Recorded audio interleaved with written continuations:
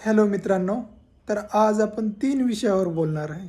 सर्वप्रथम positive mindset, त्यानंतर second topic आहे पॉझिटिव्ह अफर्मेशन आणि तिसरी गोष्ट आहे सर्वात महत्त्वाची मनी मॅनेजमेंट.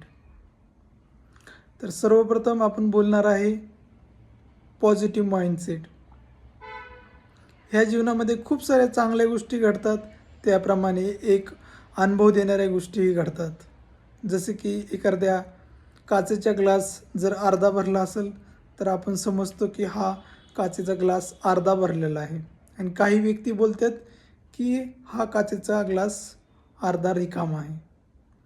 तर हे जग बी असंच आहे की आपण जसं ह्या जगाला पाहतो तसं हे जग आपल्याला दिसतं. उदाहरण द्यायचं झालं तर असं उदाहरण देऊ शकतो आपण की दोन मित्र एका गाडीवर चालले होते, आणि जून जुलैचा महिना होता आणि अचानक पावसाची सरी रस्त्यावर येऊ लागली. दोघंही भिगू लागले, आणि भिजता भिजता एक मित्र खूप नाराज झाला आणि बोलला की अरे यार, माझा तर शर्ट खराबच झाला पावसामुळे. आणि त्याच वेळेस दुसरा व्यक्ती म्हणतो, काय मस्त सरी एकदम वाहत आहे, मला तर बिना शावरचा अनुभव येत आहे. म्हणजे बघण्याचा दृष्टिकोन वेगवेगळा आहे, पण गोष्ट एकच आहे. तसं जीवन बी असंच आहे की आपण ज्या प्रकारे ह्या जीवनाला पाहतो त्या प्रकारे जीवन आपल्याला ते दाखवतं. तर ह्यातून आपल्याला समजतं की आपला पॉझिटिव्ह माइंडसेट असणं खूप आवश्यक आहे. दुसरा टॉपिक आहे पॉझिटिव्ह अफर्मेशन. पॉझिटिव्ह अफर्मेशन म्हणजे काय? दिवसाची सुरुवात किंवा झोपण्याच्या अगोदर आपण स्वतःला नेहमी सांगितलं पाहिजे की सर्व गोष्टी चांगल्या आहेत, सर्व ठीक आहे, आणि मी ह्या जीवनामध्ये खूप समाधानी आणि चांगल्या प्रकारे मी जगत आहे. आपण जेव्हा असं बोलतो तेव्हा आपल्या मेंदूमध्ये एक हॅपी हार्मोन्स तयार होतो, आणि या हॅपी हार्मोन्समुळं आपल्या शरीरामध्ये कोणत्याही प्रकारचं विषारी वातावरण तयार होत नाही.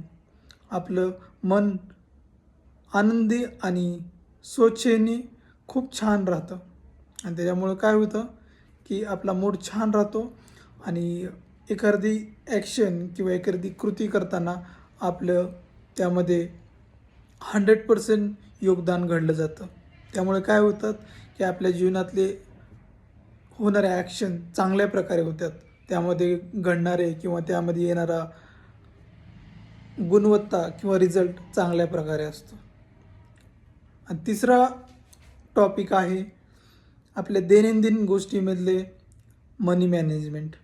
ह्यामध्ये मी कोणतं अकाउंटिंग बोलणार नाही किंवा ई कॉमर्स किंवा कॉमर्स क्षेत्रातील खूप डीप गोष्टी सांगणार नाही आहे. एक बेसिक मनी मॅनेजमेंट सांगणार आहे की आपल्या जीवनामध्ये काही वेळेस खूप फायदा होतो, काही वेळेस नुकसान होतो.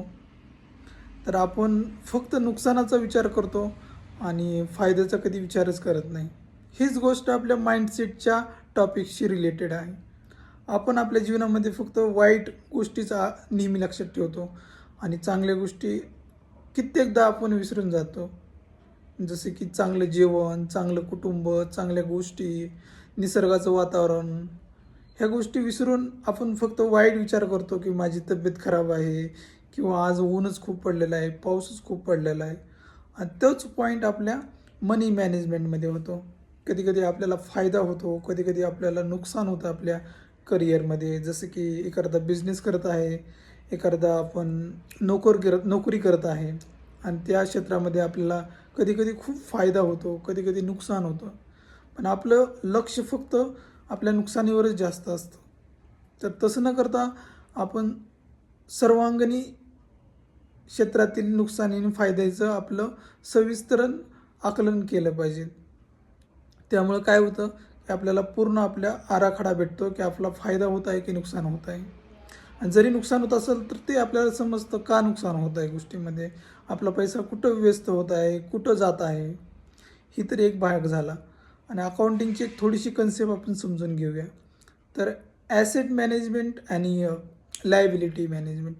आपण ह्यामध्ये कुठलंही ई कॉमर्स किंवा कॉमर्स अकाउंटिंगच्या डीपमध्ये जाणार नाही. तर ॲसेट म्हणजे काय असते, एखादी गोष्ट आपण आपल्या जीवनामध्ये अवलंबतो आणि त्यातनं आपल्याला पैसे भेटू लागतात, तर त्याला आपण ॲसेट म्हणतो. आणि लायबिलिटी म्हणजे काय, की एखादी गोष्ट आपल्या जीवनामध्ये येते आणि त्या गोष्टीमधून आपल्याला कोणताही फायदा होत नाही आहे आणि त्यातून आपले नुकसानच होत आहे, तर त्या गोष्टीला आपण लायबिलिटी बोलतो. तर आपण ह्या गोष्टींची उदाहरण पाहूया. लायबिलिटी म्हणजे काय आहे, की लेट्स से मी एक छानशी सुंदरशी गाडी आणली माझ्याकडे.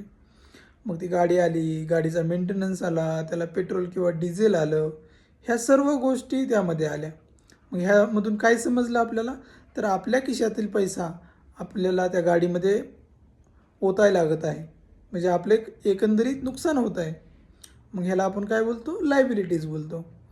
आणि ॲसेट म्हणजे काय, लेट्स से एखादी गोष्ट मी घरात आणली, जसे की छोटीशी गिरण आहे पिठाची, 15 किलो किंवा 20 किलोची छोटीशी गिरण बाजारात भेटते.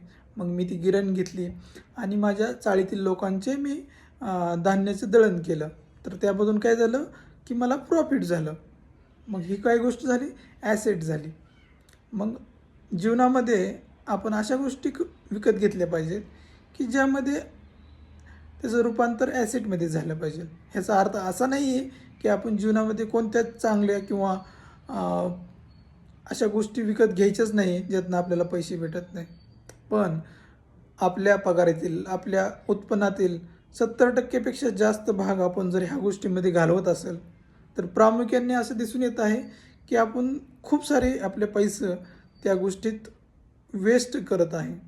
तर या गोष्टीचा आपण चांगल्या प्रकारे विचार केला पाहिजे आणि या छोट्या छोट्या गोष्टींचा आपल्या दैनंदिन जीवनामध्ये लक्षपूर्वक वापर केला पाहिजे. तर हे आपण 3 पॉईंट शिकलो.